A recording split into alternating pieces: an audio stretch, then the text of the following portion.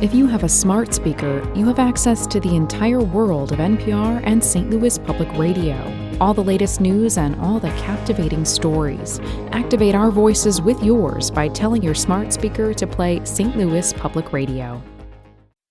From St. Louis Public Radio. This is St. Louis on the Air.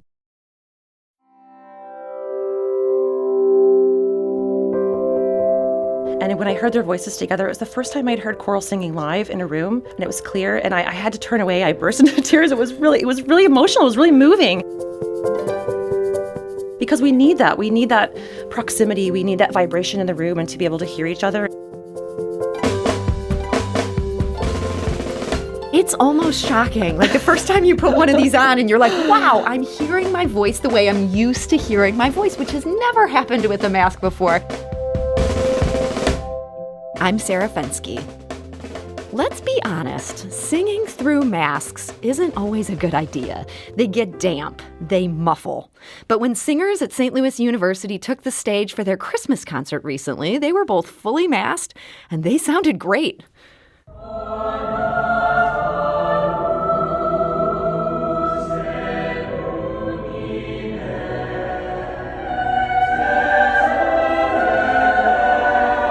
Now, those singers had Stephanie Tennill to thank for that. Frustrated by the available mask options for singers, the St. Louis University music professor invented a mask designed to help singers and even broadcasters achieve perfect acoustics. Believe it or not, I'm wearing it right now. I never wear a mask on the air. I'm wearing it. I think you can't even tell. And so joining us right now with a story about this mask is Stephanie Tennill. She's an associate professor of music at St. Louis University, and she is the inventor of the VocalEase mask. Stephanie, welcome. Thank you so much for having me. So you set out to invent a mask. Where do you even begin? Well, I began in a place of frustration. The pandemic was rolling along in the summer of 2020, and it became apparent that masks weren't going anywhere anytime soon. And we were ready to start getting back together and making some music. And I saw a need. It started with trying to find a solution for my students so I could come back in the studio and teach vocal technique at a high level. And that's just not possible with the masks that were out there. So I didn't set out to start a company or build a product, but I was just looking for a solution. And as we moved forward along the way, it became clear that there was a broader need for this beyond my voice studio. Yeah, I mean, there absolutely is. I mean, I saw photos on Instagram of people at the Metropolitan Opera now wearing your masks. Exciting, I know. Yeah, so clearly this is something the world needed. How did you go about figuring out, okay, here's the material, here's the design? Sure. I started from a place of structure. So I knew it needed to be flexible enough so that it would stay in place during expressive jaw movement and speech and singing. And then moving from there, I started researching different materials that had acoustically transparent properties and ordering them and testing them for sound. And then I teamed up with Dr. Andrew Hall at St. Louis U in the biomedical engineering department. Perfect guy to team with. Just so wonderful. And so once I found materials that I thought were good acoustically and could hold a good structure, then he would test them for filtration and got to where we are with our choice of materials now. And then I teamed up. I don't sew. And so I can hem something, but I don't sew. And so it was taking me hours and hours to make one prototype. So I was introduced to a wonderful local costume designer called Noelle Wagner, and she helped me pattern the prototype and really bring all these prototypes to life as we tweaked here and there to make it more comfortable and less bulky. And it needs to be big enough but not too big and things like that. And so we moved forward, and prototype after prototype became what you see and feel today. How many weeks did it take you from when you set out in earnest to try to build a better mask to getting to this point? Well, I started in July of 2020, and we were talking with manufacturers in January of 21. Okay, so I mean, that's not terrible. I'm sure it felt like a long slog. It felt like a long time, but at the same time, I had a full-time job. I was overseeing virtual kindergarten and working full-time at SLU. So you had two full-time jobs. Exactly.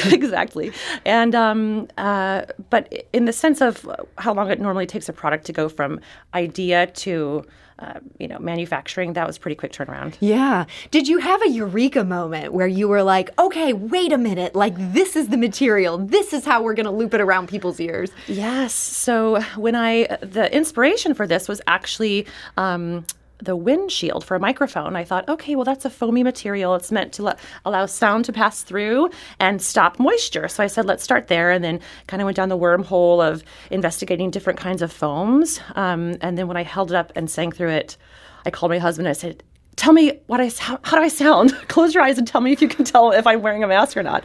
And he couldn't tell the difference. And I thought, all right, let's move forward and have it tested. It's almost shocking. Like the first time you put one of these on and you're like, wow, I'm hearing my voice the way I'm used to hearing my voice, which has never happened with a mask before.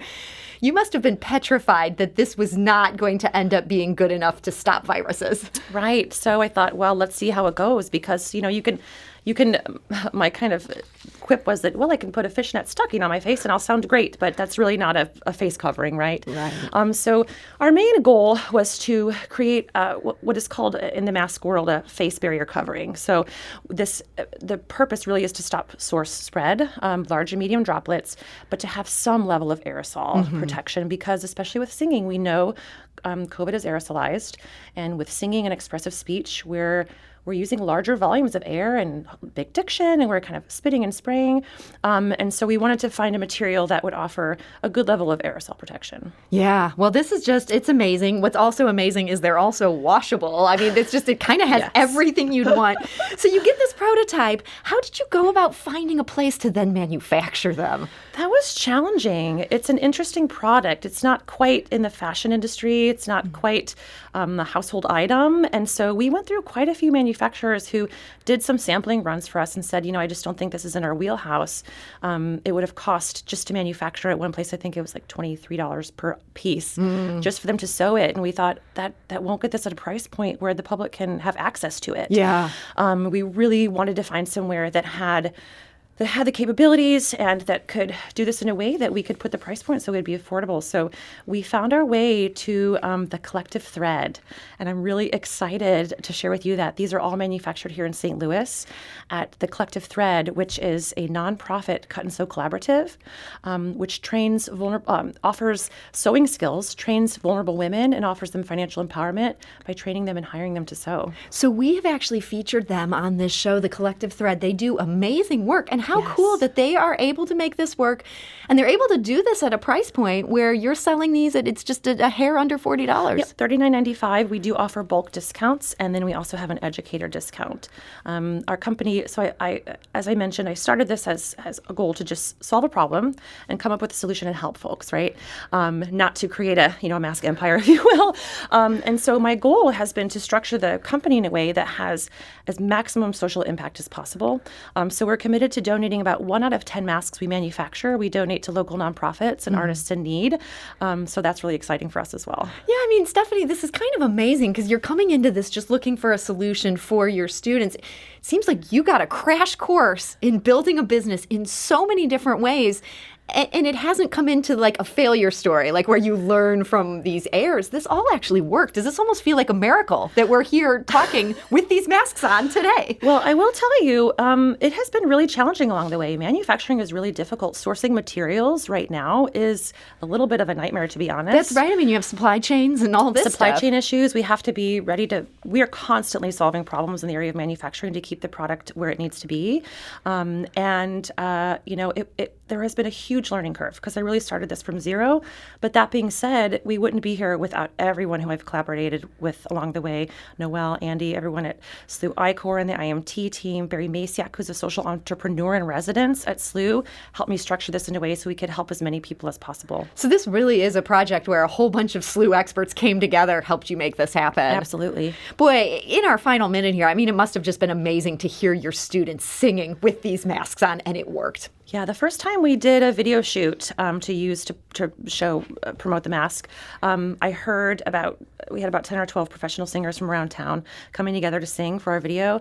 And when I heard their voices together, it was the first time I'd heard choral singing live in a room, and it was clear. And I had to turn away. I burst into tears. It was really emotional. It was really moving because we need that. We need that proximity. We need that vibration in the room and to be able to hear each other. And it's been exciting to see these being used all across the country now. Well, Stephanie Tennill, we're so happy for you. Thank you.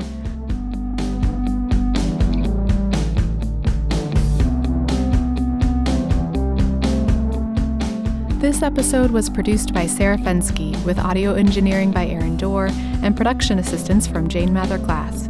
It was mixed and edited by Jane. Our executive producer is Alex Hoyer. St. Louis on the Air is a production of St. Louis Public Radio. Understanding starts here. If you learned something new from today's episode, consider leaving us a review and rating on Apple Podcasts on the App Store. It's the easiest way to help people discover our show. We appreciate it. Thank you. St. Louis Public Radio is a member-supported service of the University of Missouri, St. Louis.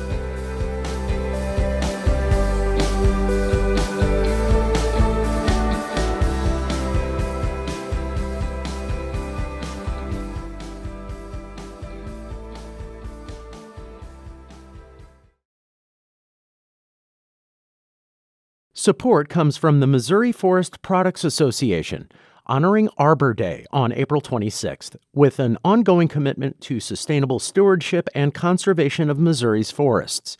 ChooseWood.com.